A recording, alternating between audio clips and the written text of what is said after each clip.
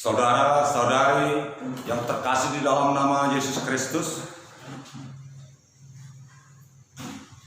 umumnya Jemaat HKBP Resort Tanjung Jabung, khususnya Jemaat HKBP Kuala Tungkal, dalam satu minggu ini kita telah menikmati begitu banyak berkat dan karunia yang Tuhan berikan kepada kita. Ada baiknya pada malam hari ini kita mengucap syukur kepada Tuhan melalui kebaktian keluarga yang kita laksanakan sekali seminggu. Untuk itu, sebelum kita memulai kebaktian, mari kita mempersiapkan diri kita, menyerahkan jiwa raga kita hanya kepada Bapa di sorga. Melalui anaknya Yesus Kristus, kita berdoa di dalam hati kita masing-masing. Kita berdoa.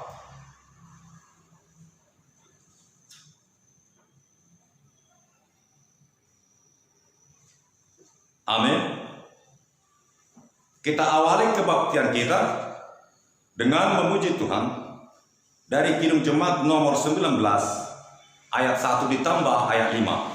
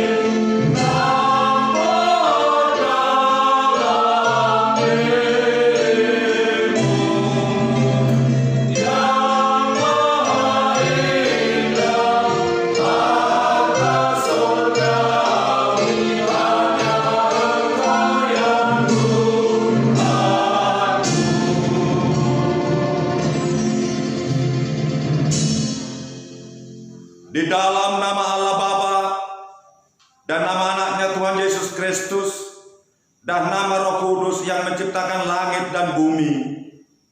Amin. Demikian firman Tuhan Allah. Orang yang benar itu akan hidup oleh percayanya, tetapi tidak ada damai sejahtera bagi orang-orang fasik. Haleluya. Marilah kita berdoa. Ya Tuhan Allah yang Maha Kuasa, yang adalah awal dan akhir, Tuhan telah menjanjikan di dalam anakmu Tuhan Yesus Kristus bahwa Engkau berkenan mengampuni dosa dan memberi kebenaran kepada kami serta hidup yang kekal. Kasihanilah kami dan genapilah janjimu kepada kami. Bangunkan dan pimpinlah kami dengan roh-Mu supaya kami mencari pertolongan kepadamu pada waktu kesesakan. Kuatkanlah kami supaya kami percaya kepada firman dan janjimu agar memperoleh hidup yang kekal di dalam namamu Yesus Kristus Tuhan kami. Amin. Sebagai pendahuluan evangelium, epistel untuk kita pada hari ini diambil dari Ulangan 18 ayat 9 sampai ayat 18. Kita baca bersama-sama. Ulangan 18 ayat 9 sampai ayat 14 kita baca bersama-sama. Apabila engkau sudah masuk ke negeri yang diberikan kepadamu oleh Tuhan Allahmu, maka janganlah engkau belajar berlaku sesuai dengan kekejian yang dilakukan bangsa-bangsa itu. Di antaramu janganlah didapati seorang pun yang mempersembahkan anaknya laki-laki atau anaknya perempuan sebagai korban dalam api, ataupun seorang yang menjadi petenung, seorang peramal, seorang penelaah, seorang penyihir, seorang pemantera, ataupun seorang yang bertanya kepada arwah atau kepada roh peramal, atau yang meminta petunjuk kepada orang mati. Sebab setiap orang yang melakukan hal-hal ini adalah kekejian bagi Tuhan, dan oleh karena kekejian inilah Tuhan Allahmu menghalau mereka dari hadapanmu. Haruslah engkau hidup dengan tidak bercela di hadapan Tuhan Allahmu. Sebab bangsa-bangsa yang akan kau duduki ini mendengarkan kepada peramal atau petenung, tetapi engkau ini tidak diizinkan Tuhan Allahmu melakukan yang demikian. Demikian akhirnya berbahagialah orang yang mendengarkan firman Allah serta memeliharanya. Amin. Kita puji Tuhan dari Kidung Jemaat nomor 54 ayat 1 sampai ayat 3.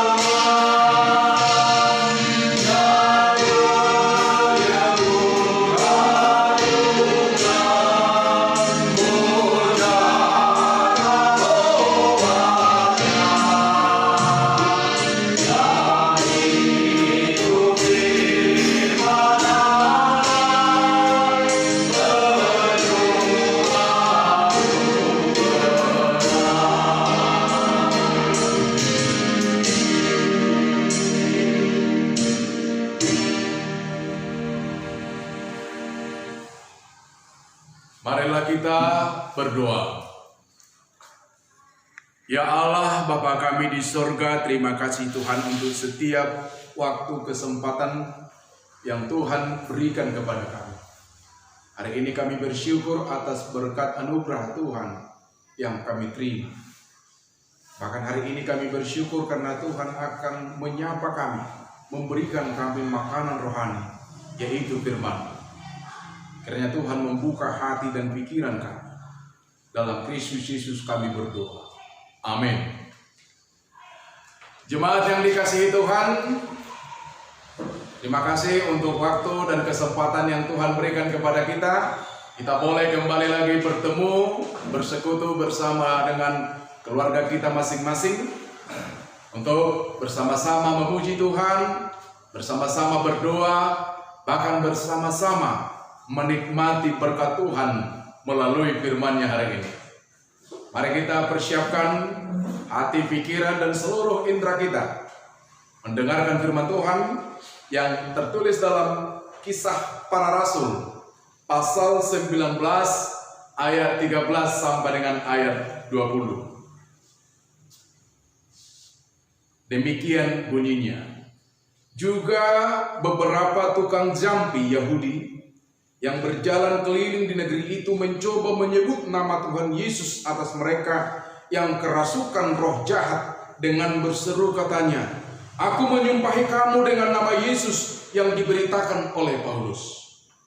Mereka yang melakukan hal itu ialah 7 orang anak dari seorang imam kepala Yahudi yang bernama Sekwa. Tetapi roh jahat itu menjawab, "Yesus aku kenal dan Paulus aku ketahui, tetapi kamu, siapakah kamu?" Dan orang yang dirasuki roh jahat itu menerpa mereka dan menggagahi mereka semua dan mengalahkannya, sehingga mereka lari dari rumah orang itu dengan telanjang dan duka-duka. Hal itu diketahui oleh seluruh penduduk Efesus, baik orang Yahudi maupun orang Yunani. Maka ketakutanlah mereka semua dan makin masyhurlah nama Tuhan Yesus. Banyak di antara mereka yang telah menjadi percaya datang dan mengaku di muka umum bahwa mereka pernah turut melakukan perbuatan-perbuatan seperti itu. Banyak juga di antara mereka yang pernah melakukan sihir, mengumpulkan kitab-kitabnya lalu membakarnya di depan mata semua orang. Nilai kitab-kitab itu ditaksir 50.000 uang perak. Dengan jalan ini makin tersiarlah firman Tuhan dan makin berkuasa. Demikian bunyi firman Tuhan. Jemaat yang dikasihi Tuhan, kita diingatkan oleh topik kebaktian kita hari ini, menang atas kuasa kegelapan, yang disebut dengan okultisme. Okultisme itu adalah paham atau kepercayaan yang masih mempercayai bahwa dunia ini masih ada kekuatan. Misalnya ada benda, ada bangunan, ada tempat, sesuatu hal dianggap mempunyai kekuatan, berkuasa atas dirinya, sehingga orang percaya, sebagian orang percaya dengan itu. Inilah yang disebut okultisme.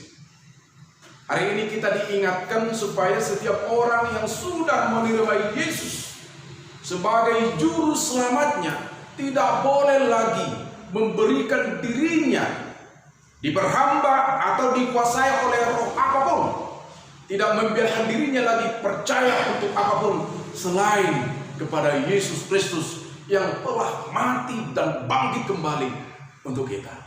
Tidak ada lagi yang lain. Itulah yang terjadi di Efesus. Karena ada keinginan-keinginan dari orang-orang di Efesus untuk lebih hebat daripada yang lain, untuk ada keinginan untuk sembuh dari penyakit, untuk bisa menjadi sukses. Maka banyak orang menjadi pekerja-pekerja yang lain yang disebut, ada yang tukang sihir, tukang mantra, karena kebutuhan dari masyarakat itu memang menggoda orang-orang lain untuk melakukan hal demikian. Di zaman sekarang ini tentu ini masih laku. Ini masih laku. Ada penglaris, apalagi ada sukses secara instan, ada yang mau sembuh dari penyakit dan lain-lain, sehingga kita tergoda untuk percaya kepadanya. Nah, karena bisnis ini menjanjikan, ternyata tidak hanya dari kalangan masyarakat biasa yang melakukannya, termasuk dari kalangan imam, anak-anak imam ikut melakukan praktek-praktek ilegal ini. Bayangkan seorang anak pendeta ikut berdukun, ikut membuka praktek perdukunan. Seorang anak perhalaro bisa melakukan itu. Bisa, ternyata dalam Alkitab kita temukan ada praktek-praktek perdukunan, karena zaman itu menuntut hal-hal sedemikian. Satu kitab berapa tadi harganya? Luar biasa. Kalau dikonversi dengan uang sekarang itu sudah miliaran. Jualan kitab-kitab mantra itu. Jadi teringat kita dulu kitab sakti ya. Masa-masa apa namanya itu? Masa-masa porkas apa lagi itu namanya? SJSB di zaman-zaman judi legal atau ilegal. Pada itulah banyak kitab-kitab yang selama ini tidak kita kenal, tapi kitab-kitab yang membuat kita sungguh-sungguh bermimpi setiap hari. Nah ini sama dengan okultisme yang sudah memberikan dirinya kepada yang lain selain kepada kuasa Allah Bapa, kuasa Yesus Kristus, kuasa Roh Kudus. Ada jualan-jualan kitab suci. Tadi kita mendengarkan praktek anak-anak imam ini, ketujuh anak Sekwa, salah satu imam Yahudi. Mereka menjual kehebatan Tuhan Yesus yang dikabarkan oleh Paulus. Mereka hanya menjualnya, melegitimasi, mensahkan seolah-olah yang mereka lakukan itu tidak berlawanan dengan Tuhan. Bayangkan mereka memakai nama Yesus, tapi mereka sungguh-sungguh tidak percaya kepada Yesus. Mereka tahu Yesus, tapi tidak percaya kepada Yesus. Apa yang terjadi? Mereka digagahi, mereka gagal, mereka dipermalukan oleh roh jahat itu yang ada dalam diri yang sakit. Apa katanya? Aku tidak mengenalmu. Paulus aku kenal, tapi kamu tidak aku kenal. Mereka memakai Yesus, memakai kitab, memakai tokoh-tokoh orang Kristen untuk melegitimasi, untuk mensahkan, untuk seolah-olah perbuatan mereka itu adalah tidak berlawanan dengan kekristenan. Sekarang banyak dukun yang buka seperti itu. Dukun tapi buka Alkitab. Dukun tapi ada kitab sucinya. Bahkan mereka mengumpulkan kitab suci dari berbagai agama. Kalau orang Kristen yang datang, mereka buka Alkitab. Kalau agama lain yang datang, mereka buka sesuai, supaya setiap orang yang datang ke situ merasa yakin bahwa dia adalah orang benar. Bapak Ibu yang dikasihi Tuhan, tentu keadaan seperti ini boleh atau jarang kita jumpai. Tapi hal yang pasti dunia ini semakin pintar. Dunia ini semakin maju. Apapun dilakukan orang untuk memenuhi kebutuhan. Yang pasti kita sudah tadi mendengarkan, sudah membaca, sebenarnya tujuan anak-anak imam ini bukan penyembuhan, tapi bisnis semata. Karenanya orang Kristen harus lebih cerdas. Orang Kristen harus cerdas secara spiritual, harus tahu membedakan apakah ini asli atau tidak, apakah ini dari Tuhan atau tidak. 1 Yohanes 4 ayat 1 sampai 4 nanti dibaca di rumah. Ujilah setiap roh, apakah itu berasal dari Allah atau tidak. Ujilah setiap roh. Kapan kita mengujinya? Kadang kita dicobai ketika kita sakit. Ada tawaran-tawaran pengobatan, ada tawaran-tawaran penyembuhan. Mampukah kita atau maukah kita menguji apakah ini berasal dari Allah atau tidak?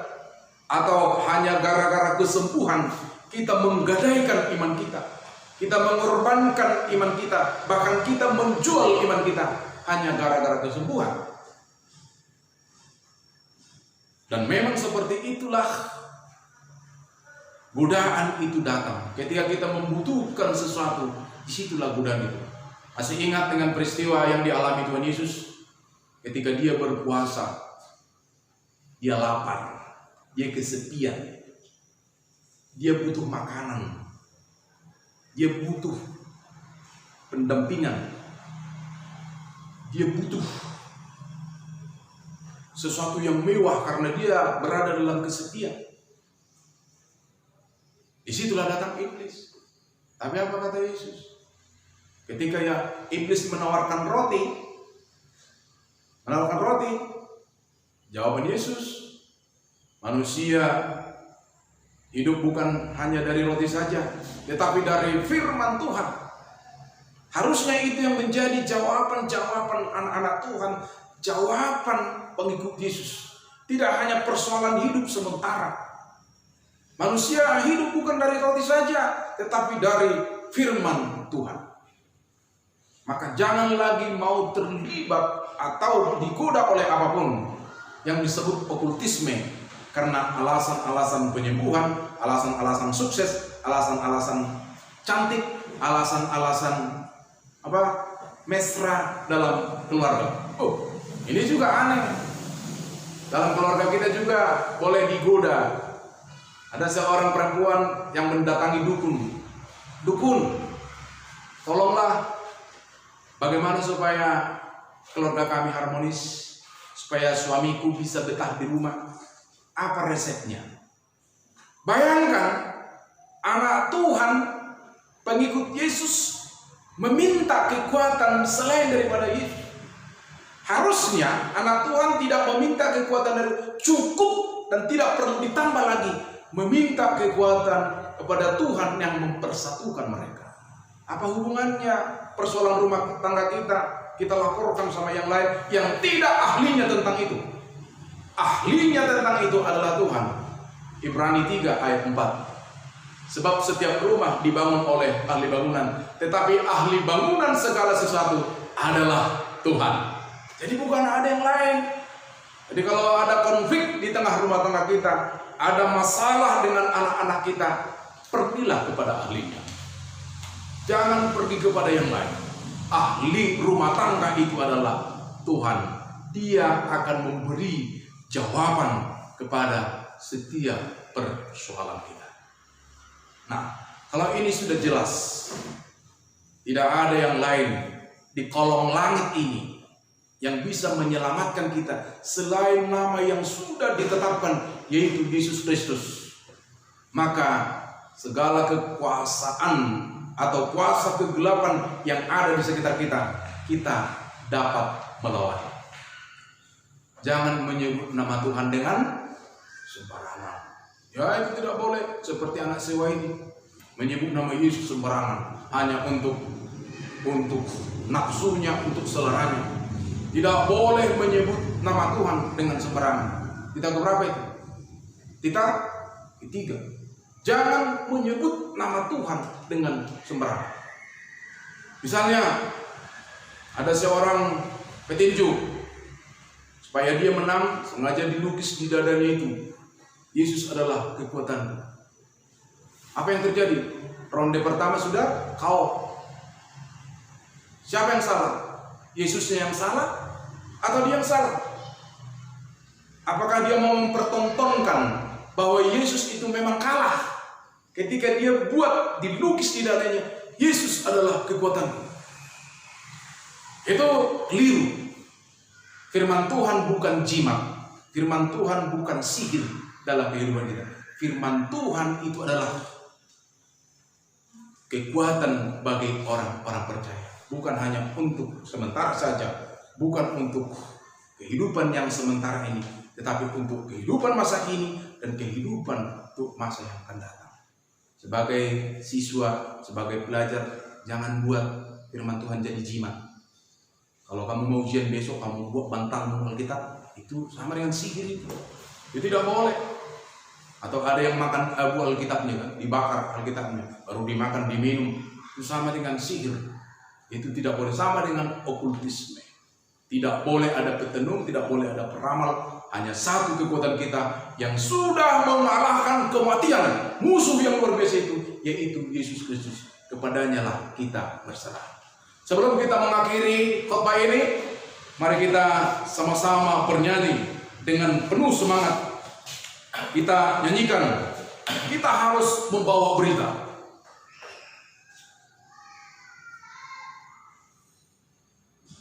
Hallelujah.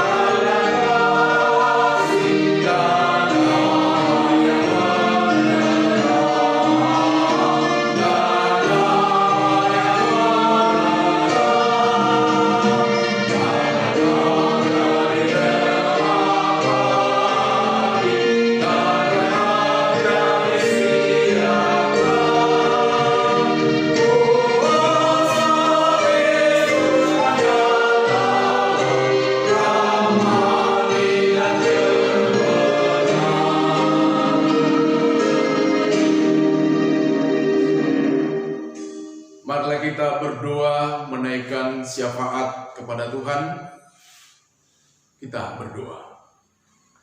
Ya Allah, Bapa kami di surga, terima kasih Tuhan atas karunia anugerah-Mu yang telah menyelamatkan kami, yang telah menjadikan kami menjadi anak-anak.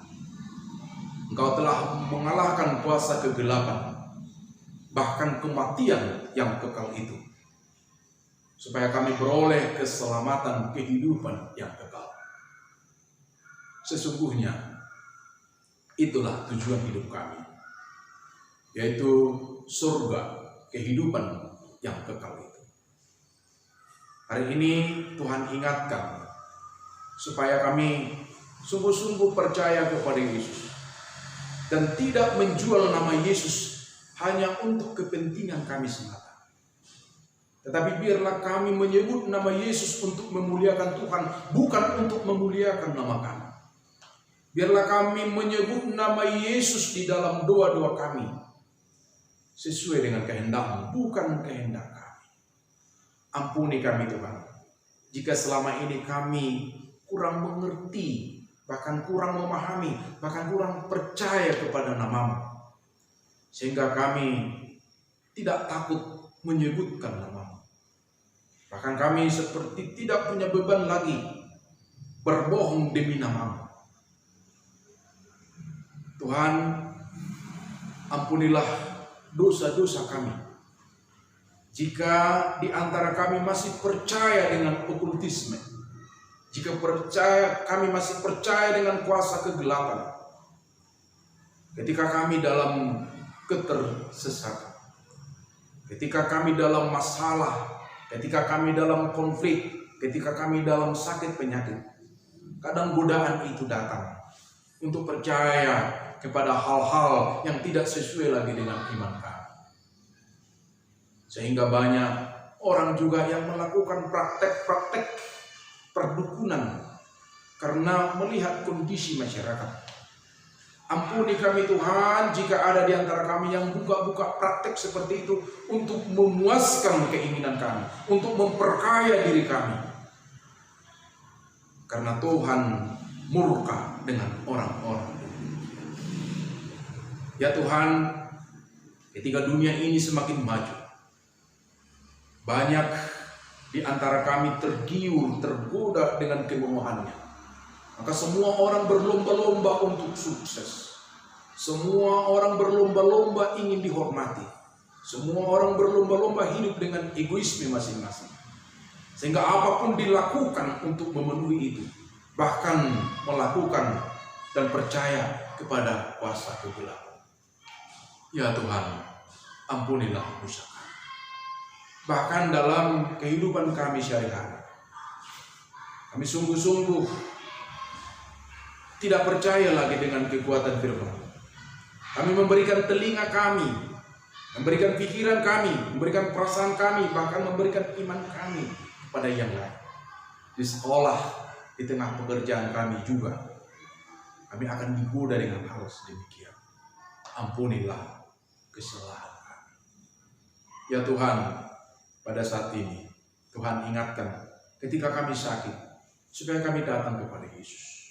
Dan kini kami akan membawa segala saudara-saudara kami yang sakit, yang dirawat di rumah, bahkan dirawat di rumah sakit.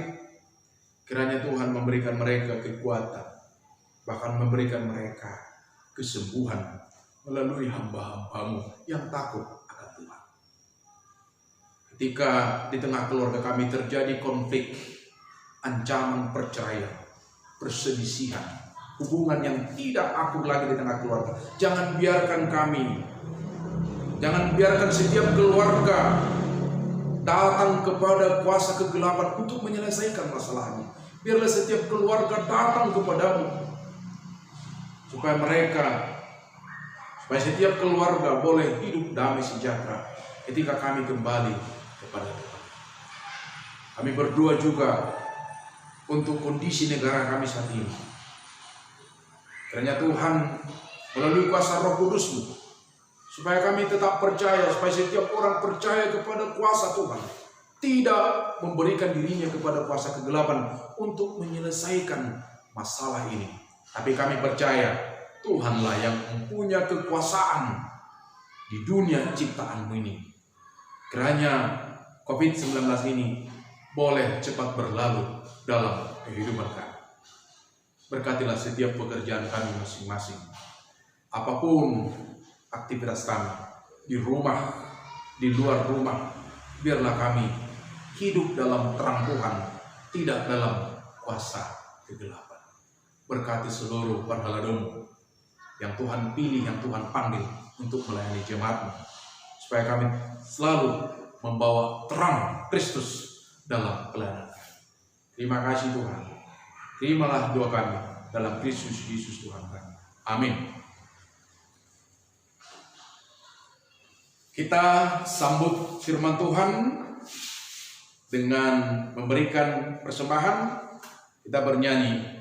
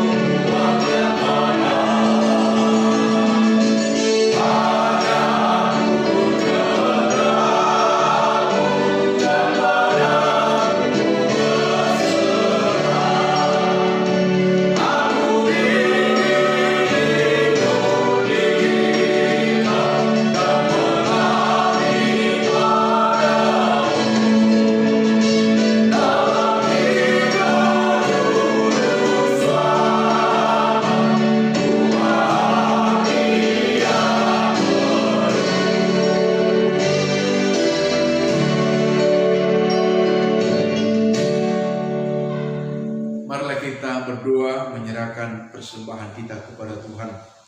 Ya Allah, Bapa kami yang di surga, kami mengaku bahwa Tuhan adalah sumber dari segala karunia yang melimpah dalam kehidupan kami masing-masing. Sebahagian daripada karena itu kami serahkan kembali sebagai persembahan kepada Tuhan.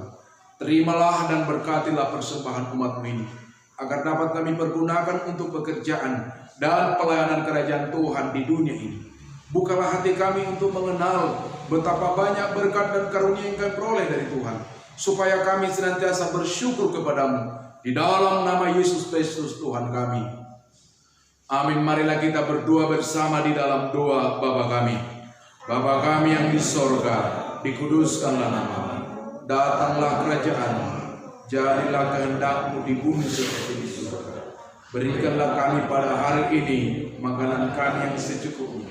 Dan ampunilah kami akan kesalahan kami, seperti kami juga telah mengampuni orang yang bersalah kepada kami. Dan janganlah membawa kami ke dalam pencobaan, tetapi lepaskanlah kami daripada yang jahat. Karena Engkau yang punya kerajaan dan kuasa dan kemuliaan sampai selama-lamanya. Amin. Anugerah Tuhan kita Yesus Kristus dan kasih setia Allah Bapa serta persekutuan Roh Kudus kiranya memberkati kamu sekalian.